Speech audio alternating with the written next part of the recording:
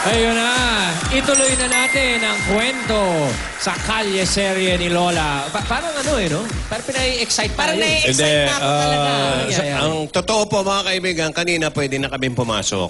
Kaso Okay. biglang isang nire-respeto naming tao dito sa kumpanya ang nagsabing wag muna at medyo bakit? nagkakaroon ng kaguluhan sa Teka, serye. may ganap. May ganap. At kami rin po, hindi namin alam. Hindi po ito ma-acting kami. Totoo po yun.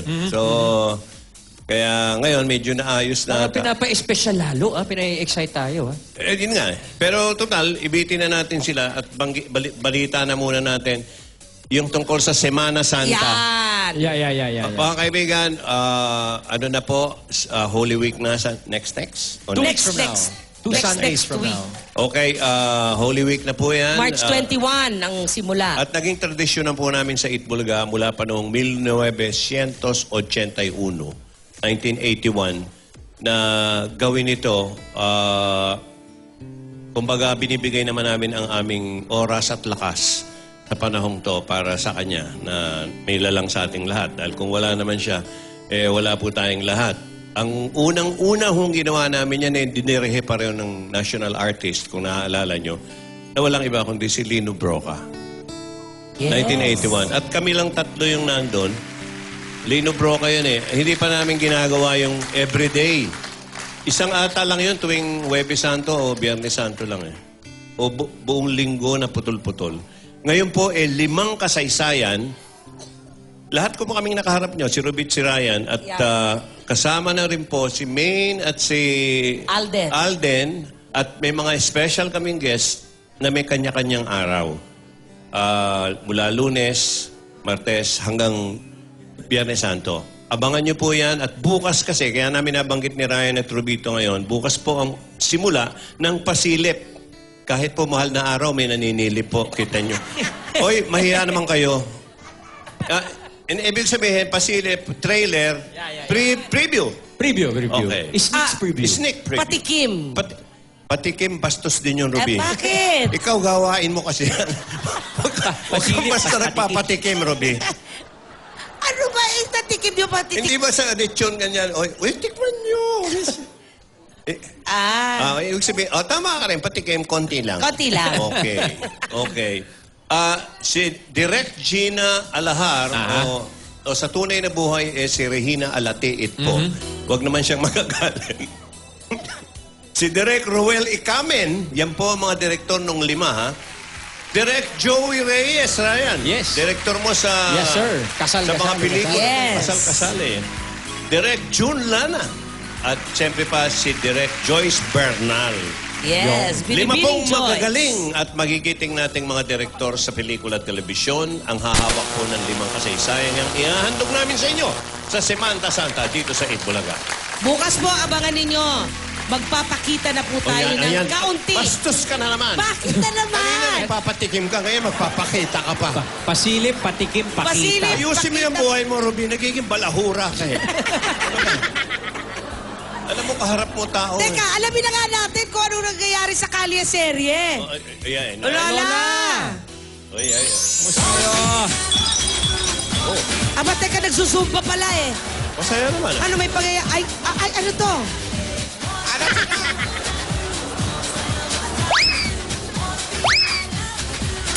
Talaga, ginawa mo naman akong kankaro.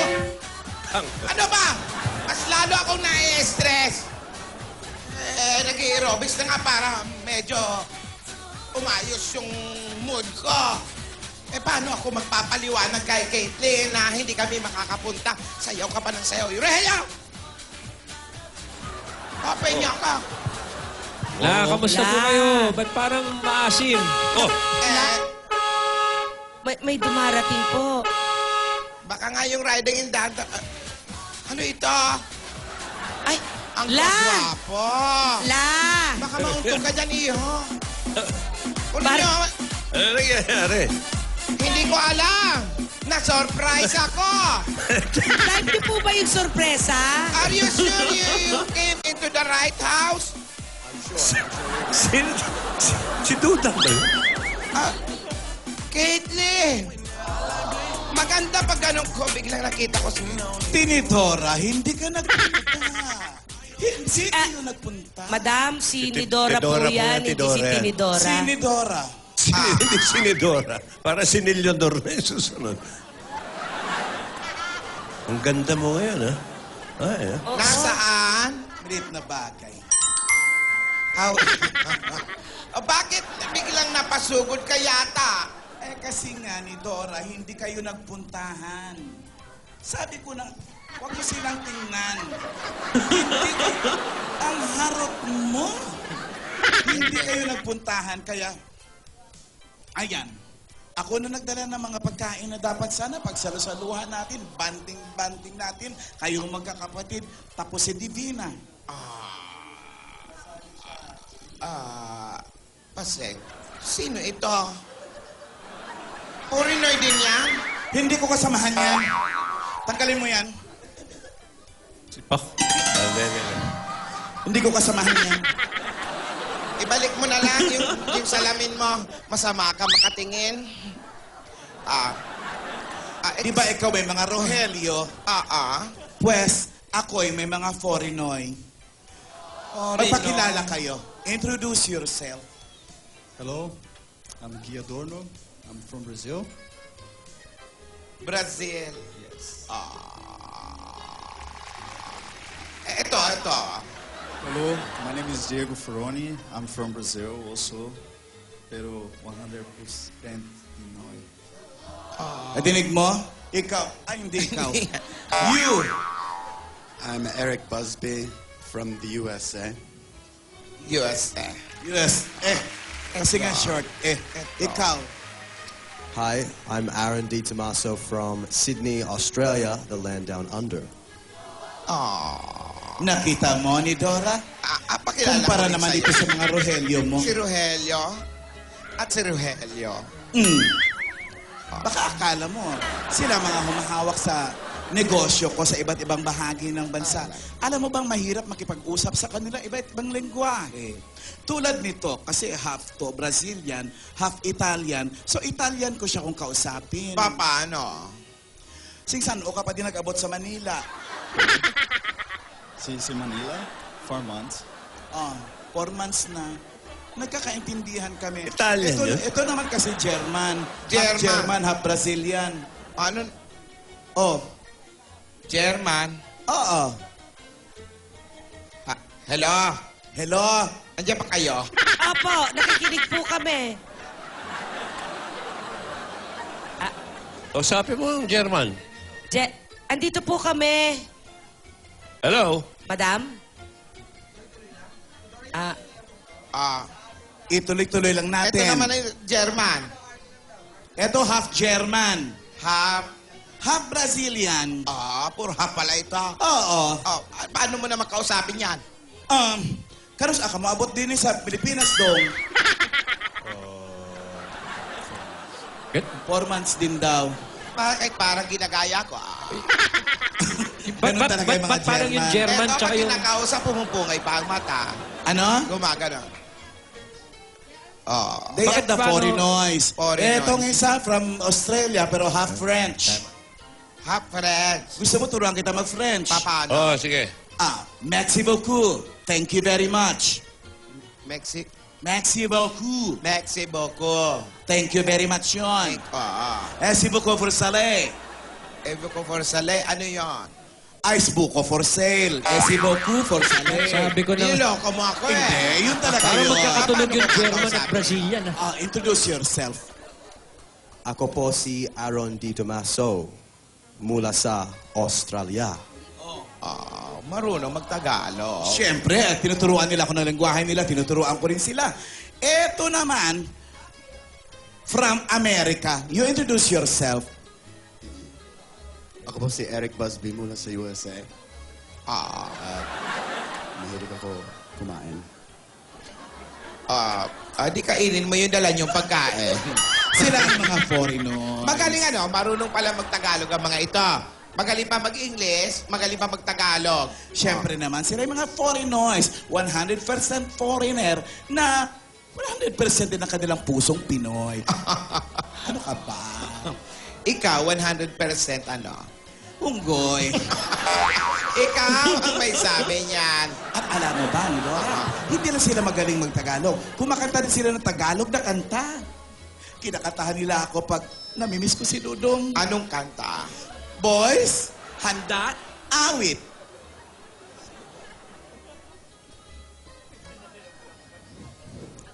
To the Sing center. now. Mayroong akong nais malaman. Maaari bang matanong? Oh, sige. Ano yon? Alam, Kanta yun. matagal na kitang iniibig. Matagal na akong naghihintay. Ngunit mayroon kang ibang minamahal. Kung kaya ako'y di mo pinapansin. Maganda ang boses. Ganun pa man, nais mo na. Eto naman. Ay mo yung chorus. Para lang sa'yo, nandito ako, umiibig sa'yo. Kahit na natutubo ang puso. Hindi lang yan, Nidora. Alam mo ba ito? Magaling mag-rap yan. Magaling mag-rap? Oo. Oh, sige nga, parinig.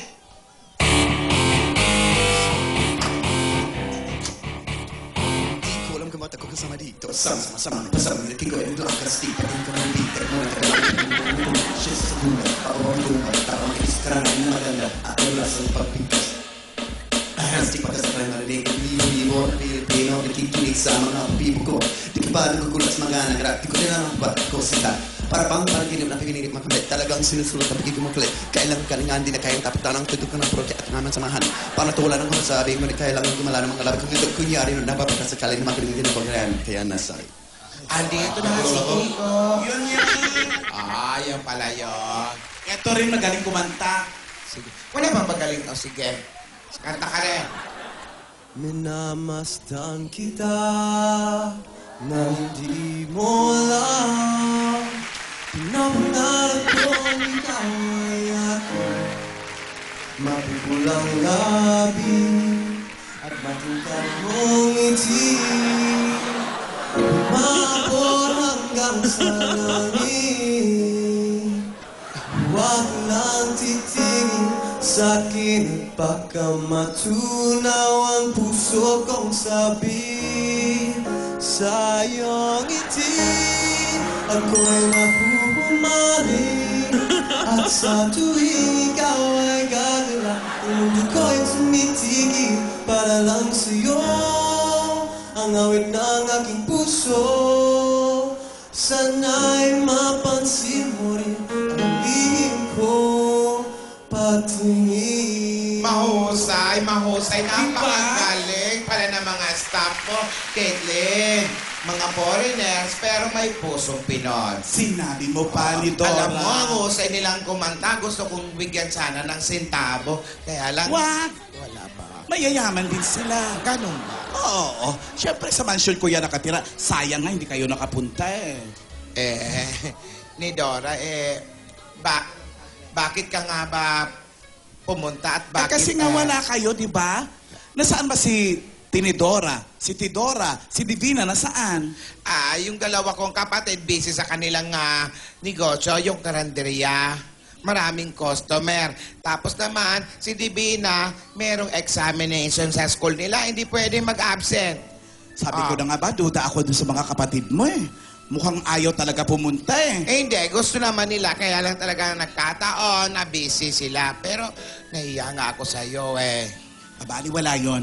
Nidora, seryoso nga pala ako dun sa alok ko sa inyo na pag-aralin si Divina. Bibigyan ng baon. Oh, baka gusto pa niya na pa-service niya na kotse, di ba? Sinabi ko. Seryoso ba talaga yan? Seryoso ako. Alam mo Nidora. kasi, isa pang problema ko, Caitlin, seryoso ka pala talaga kasing nagsasalita. Yung mukha mo kasi parang nagjo-joke. Ganyan na talaga ang mukha ko. Ano ka ba? Joker ako. Ano Dito ko lang kasi nalaman, nung umuwi ng Pilipinas si Dodong, natakot kasi siya na baka iwanan ko siya. Pero totoo niyan, hindi ko talaga alam na may anak pala siya rito. Ay, hindi mo alam? Hindi ako nagkaanak eh. Wala kang anak? Imagine mo kung may anak pa ako, ano? Tiyanak? Hindi, ano ito? Akala ko dati buntis ako eh. Ah? Puson lang. Wala ka pala. Wala pala kayong anak ni Dodo. Wala. Kaya nga gusto kong alagaan sana si Divina para mapalapit naman din siya sa tatay niya. Alam mo, hindi naman ako magdidesisyon yan o yung mga kapatid ko. Si Divina mismo ang kailangan magdesisyon yan sa mga sinasabi mo. Eto ni Dora ha, huling offer ko na to sa inyo. Sige. Bukas, maghaharap na tayo. Ipapasundo ko pa kayo para siguradong makarating talaga kayo. Talaga? Oo. Tandaan mo ha, magbihis kayo ng maganda. Aha. Maganda naman to, pero kung sa bahay ka lang. Pero kung lalabas ka, hindi yan maganda. Papadalhan ko pa kayo ng damit na magaganda. Tandaan mo ha, isama mo ang mga kapatid mo, ang apo mo, dahil may paandar ako. Nako, pambihira. May problema tayo dito. Wala si Gingging, wala si... Sino yung kapatid ni Gingging? Si Ningning. Mga kaibigan, narito po si Pingping. Pingping. Pingping Lechon. Apo. Opo, Apo. yun na nga po. Ano po kaya ang mangyayari? Dumating si Caitlyn, nakabangs. Tapos, nagdala siya ng mga foreignoy. Pero, hindi naman namin alam kung anong magaganap bukas. Meron daw siyang paandar. Ano ba talaga ang paandar mo, Caitlyn? Pingping? Po, Pingping? po. Nandiyan na yung umorder sa'yo. Balik muna sa inyo. Dudang? Dudang? Yes, Oh, sige. Jo Marie. Tuloy mo. Babalik na akong rehab. Sige. Ituloy mo na raw. Ituloy nyo na. Hindi na klaro sa amin. Sandali lang po. Hindi pa po ako tapos si Ping Tuloy mo. Ayaw pala, inayawan yung order sa'yo. Ayaw na, natikman Hindi yung pa daw patikin. po ako ganun kalutong. Dahil ito po, tunay na malutong, masarap kainin.